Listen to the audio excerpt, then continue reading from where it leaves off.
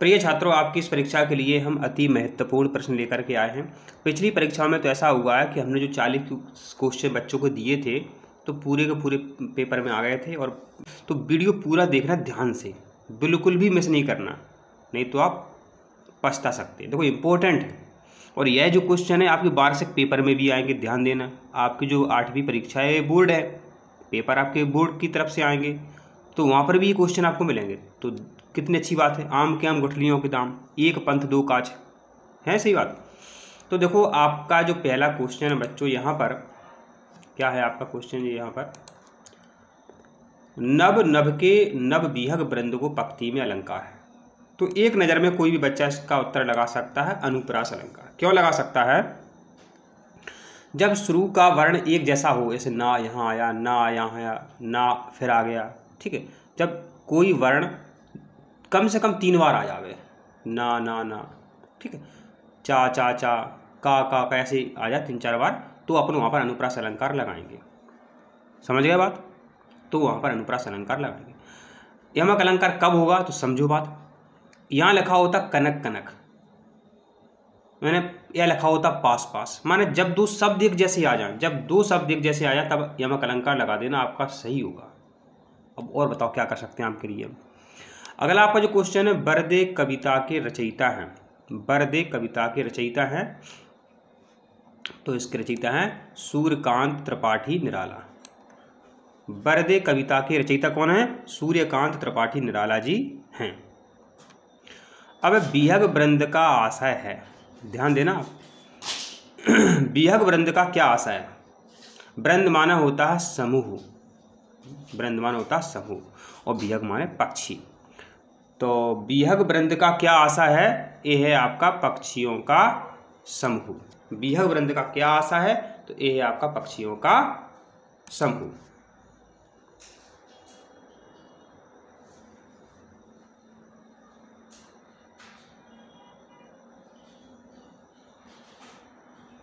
आपका next question है,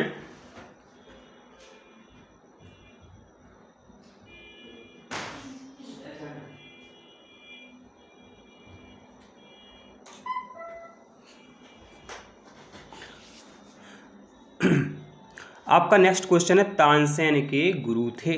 तो तानसेन के कौन से गुरु थे? तानसेन के गुरु का नाम था स्वामी हरिदास।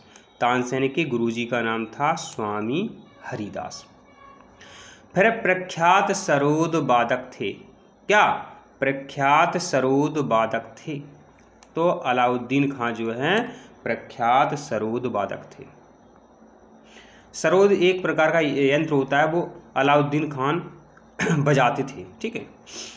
अब है अपराजिता शब्द में उपसर्ग है। उपसर्ग माना होता है बच्चों जो पहले जोड़े जाते हैं उन्हें उपसर्ग कहते हैं। तो आधन पराजिता, आधन पराजिता, तो आ पहले जुड़ रहा है, पहले जुड़ रहा है, उसे अपन उपसर्ग कहते हैं। उपसर्ग पूछा है तो अपन ने बता दिया, आ उपसर्ग है।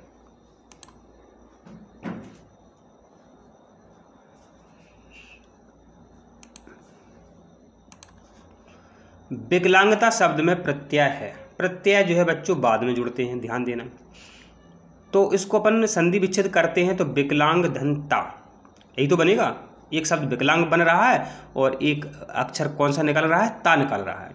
जब विकलांग बोलेंगे अपन तो ता शब्द निकल रहा है, और ता कब जुड़ा है? बाद में, और प्रत्यय बाद में जुड़ते हैं। तो इसका उत्तर क्या हो जाएगा आपका? यह सही हो जाएगा। और सुनो ध्यान से, आपके जो पेपर होंगे उनमें ABCD ऐसे आएंगे, ठीक है, ABCD ऐसे आएंगे।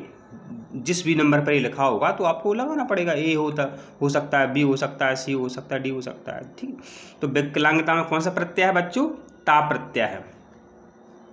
अपन देखते हैं अभिमान में उपसर्ग है। उपसर्ग मान होता है जो पहले जुड़ते हैं। अब अभिमान किन शब्दों से मिलकर के बना है? अभि प्लस मान, अभि प्लस मान से बना है। तो अब एक कह रहा है कि उपसर्ग है, माने जो पहले जुड़ा है। पहले क्या जुड़ा है? अभी जुड़ा है, तो अभी इसमें उपसर्ग है। क्या समस्या आपको? अब बच्चों अपराजिता का विलोम शब्द है। क्या अपराजिता का विलोम शब्द है? देखो अपराजिता माने जो कभी हारे नहीं, जिसकी कभी पराजय नहीं हो, वो अपराजय है, अजेय है। अब इसका विलोम पूछा है तो क्या हो जाएगा? पराजित। ये है अपराजित, दिख ही रहा है। अगर बच्चों आ पहले जुड़ जाता है तो वो विलोम हो जाता है, तो इसका क्या है, पराजिता है। इस तरीके से बच्चों बहुत सरल प्रश्न आपके पेपर में आते हैं। आप हमारे वीडियो देखें तो हिंदी में आपके पूरे में से पूरे अंक आ जाएंगे। अब है पंक्षी, तद्भव शब्द है, इसका तत्सम रूप क्या है। देखो पंछी एक गांव की भाषा है, लेकिन संस्कृत की किताब में अपन देखेंगे तो संस्कृत की किताब में बच्चों क्या लिखा हुआ है, पक्षी लिखा हुआ है। इस तरीके से लिखा होता है पक्षी, पक्षी बोलो या पक्षी बोलो। तो संस्कृत के शब्द होते हैं बच्चों वो तत्सम होते हैं। तत्सम माने जैसी के तैसे संस्कृत की किताब से जो शब्द ले लेते हैं उन्हें अपन क्या बोलते हैं, तत्सम शब्द बोलते हैं। ठीक है, तो ये पक्षी जो है तत्सम शब्द है। चरण तद्भव शब्द है, अपन गाँव बोलते हैं चरण छू लो, लेकिन इस संस्कृत में क्या लिखा है, इसका तत्सम रूप क्या है, तो सरल है। चरण को अपन क्या बोलते हैं, चरण बोलते हैं। क्या बोलते हैं, चरण बोलते हैं। अगला है कमल का पर्यायवाची शब्द है, वेरी इंपॉर्टेंट है, परीक्षा में हर साल आता रहता है। कमल का क्या पर्यायवाची शब्द है, कमल का है बच्चों नीरज। कमल का पर्यायवाची शब्द है बच्चों आपका नीरज। कमल का क्या पर्यायवाची है, नीरज।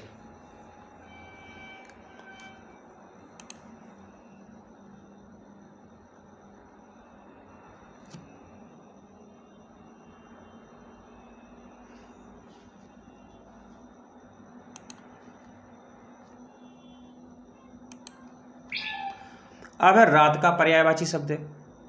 रात का पर्यायवाची शब्द है माने रात को अपन और किस नाम से भी जानते हैं, ये आपसे यहाँ पर पूछा गया है। तो रात को बच्चों जो है अपन रजनी के नाम से भी जानते हैं। रजनी है, निशा है, रात्रि है, ये क्या है, रात के पर्यायवाची शब्द है।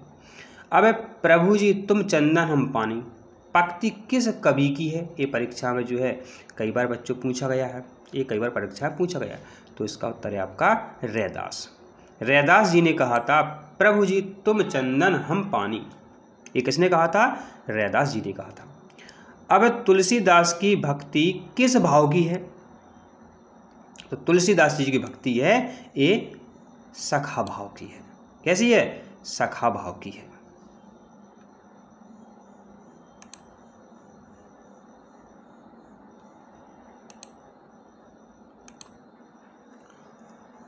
अब आपका क्वेश्चन है ब्रजभूमि में किसकी झाड़ियाँ अधिक मिलती हैं, तो इसका उत्तर है आपका नीम। क्या उत्तर है आपका, नीम। अब निम्नलिखित रचनाकारों में से किसका संबंध राजस्थान से है, तो मीराबाई का संबंध राजस्थान से है। सब बच्चों को पता होना चाहिए इसका उत्तर। अब ग्रहणों की वैज्ञानिक व्याख्या करने वाले तरुण पंडित का नाम क्या है, यहाँ पर ध्यान दें आप। तो ग्रहणों की वैज्ञानिक व्याख्या करने वाले तरुण पंडित का नाम क्या था, सबको पता है, आर्यभट्ट। क्या नाम था, आर्यभट्ट। इन्होंने ही शून्य की खोज की थी आर्यभट्ट ने, और ये महान गणितज्ञ हैं, गणित के बहुत बड़े ज्ञाता थे आर्यभट्ट।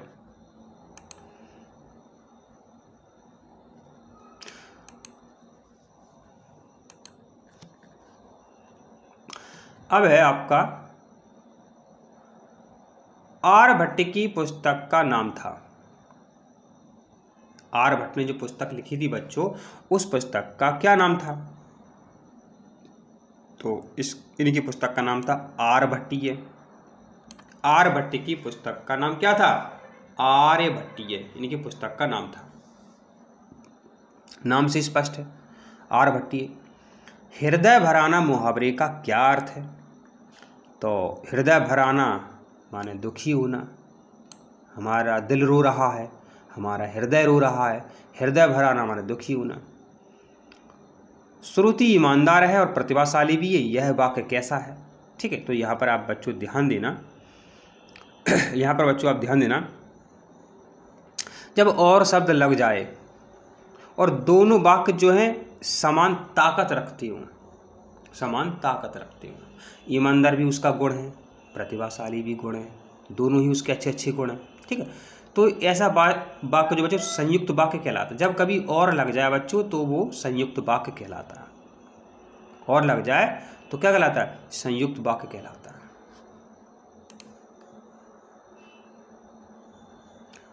अगला आपका जो क्वेश्चन है, बिरसा मुंडा का संबंध वर्तमान के किस राज्य से था?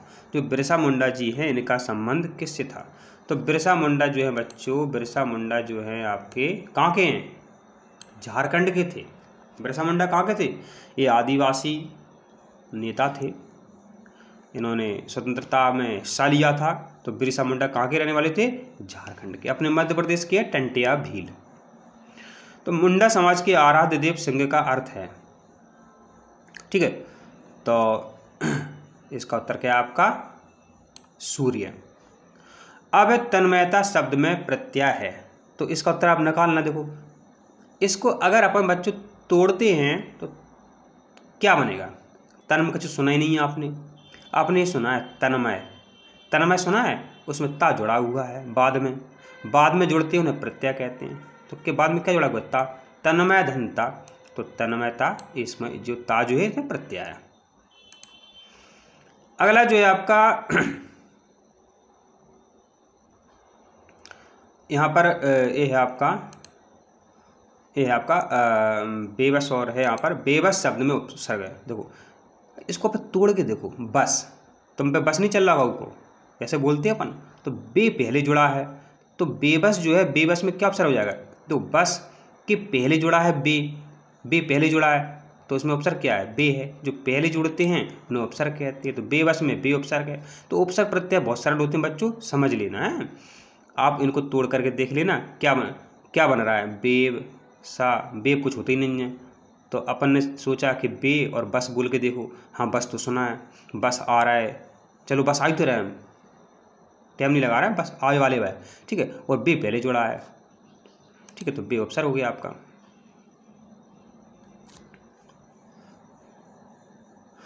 अब बच्चों जो है आपका दयनीय शब्द में प्रत्यय है, तो इसमें क्या प्रत्यय है? अपन सोचो, उसको उत्तर आ जाएगा आपका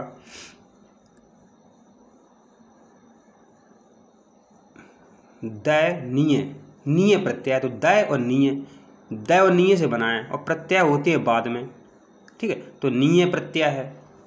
अब देखो राजनैतिक शब्द में प्रत्यय है, राजनैतिक तिक, तो प्रत्यय निकालना है तो बाद में सोचेंगे अपन, पहले तो सोचेंगे नहीं। तिक, राजनैतिक, इक आ रहा है, इसमें इक आ रहा है। अब तिक नहीं आएगा भाई साहब, क्योंकि अगर अपन तिक जोड़ेंगे अपन राजने और तिक, तो राजने कछु होते ही नहीं है, राजने प्लस तिक होती नहीं है। राजनीति और एक होता है, तो राजनीति भी शब्द है और एक भी शब्द है, तो राजनैतिक, ठीक है। तो इसका जो है एक प्रत्यय है, ध्यान देना। राजनैतिक में क्या है? एक प्रत्यय है, परीक्षा में आ सकता है। अब बिश्नोई समाज के नियम मुख्यतः किस पर आधारित थे? बिश्नोई समाज के नियम किस पर आधारित थे? तो इन सबके सम्मिलित प्रभाव वाली प्रथा पर ये थे। अब है आपका क्या क्वेश्चन है? मध्य प्रदेश सरकार किसके नाम पर 2 व्यक्तिगत पुरस्कार देती है? ठीक है, तो इसका उत्तर क्या है आपका? ये है आपका अमृता देवी बिश्नोई, वेरी इंपॉर्टेंट, अमृता देवी बिश्नोई।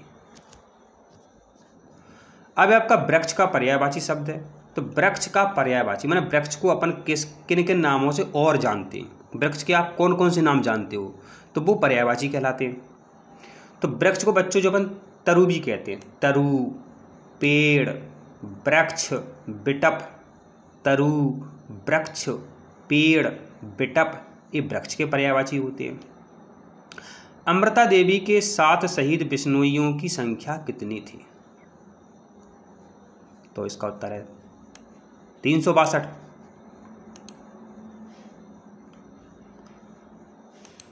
अब है श्री निहालचंद बिश्नोई को भारत सरकार ने सम्मानित किया।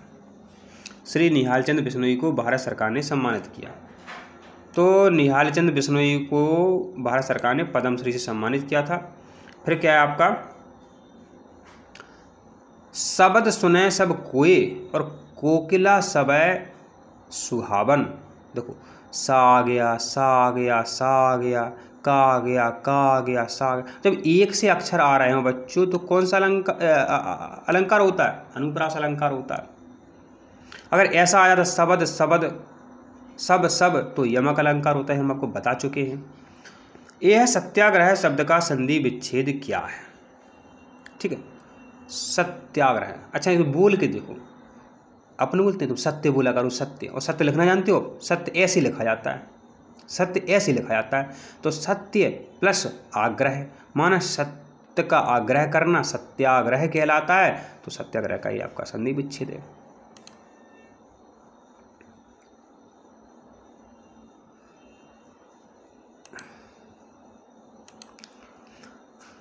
युवावस्था शब्द का संधि विच्छेद है। तो ये भी आप सोचो, बोल के देखो। युवा और बस्था, बस्था कुछ होता नहीं, अवस्था होती है, जैसे युवा अवस्था, किशोरावस्था। ठीक है, युवा प्लस अवस्था, कहाँ लिखा है? युवा प्लस अवस्था, तो यहीं लिखा है युवा, युवा प्लस अवस्था, युवावस्था। हाथ पांव फूलना मुहावरे का अर्थ है। हाथ पांव फूल गए माने अपन तो घबरा गए, कोई बुरी घटना, बुरी सूचना मिल जाए तो अपन घबरा जाते हैं। तो हाथ पांव फूलना क्या होता है? घबरा जाना होता है। वसीयत नामे के विषय में जानकार पंचों को शक था। किसका शक था? 3 बेटे असली हैं और एक बेटा उनका नहीं है, ये उनको शक था, ये उनको शक था।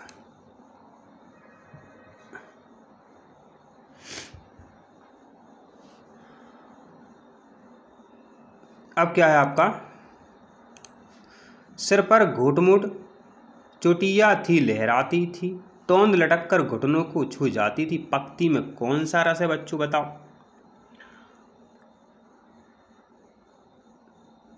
बताओ कौन सा रस है? इसमें हास्य रस, हंसी की बात आ जावे तो हास्य रस है, ध्यान देना आप। हंसी की बात आया बच्चों तो क्या है आपका क्या है? हास्य रस है। अब है बच्चों आपका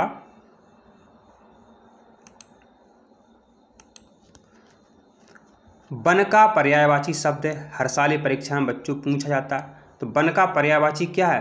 अरण्य, कानन, विपिन, जंगल, ये वन के पर्यायवाची शब्द हैं। और फिर है बच्चों आपका क्वेश्चन है, पृथ्वी सूर्य की परिक्रमा लगभग कितने दिनों में पूरी करती है? तो इसका उत्तर ए सही है, 365 सही 1/4 दिन। कभी कभी 366 दिन हो जाते हैं हर चौथी साल में। ठीक है, तो 365 1 सही 4 दिन, तो ये आपको आता ही है। एक क्वेश्चन परीक्षा में और कई बार पूछा गया है बच्चों, इतिहास से संबंधित शब्द के लिए प्रयुक्त होगा। तो ये है आपका ऐतिहासिक। क्या है आपका? ऐतिहासिक, ध्यान देना, ऐतिहासिक। तो बच्चों हम आशा करते हैं कि आपको वीडियो समझ में आ गया है। आप चैनल को सब्सक्राइब जरूर करें, वीडियो को लाइक करें। धन्यवाद।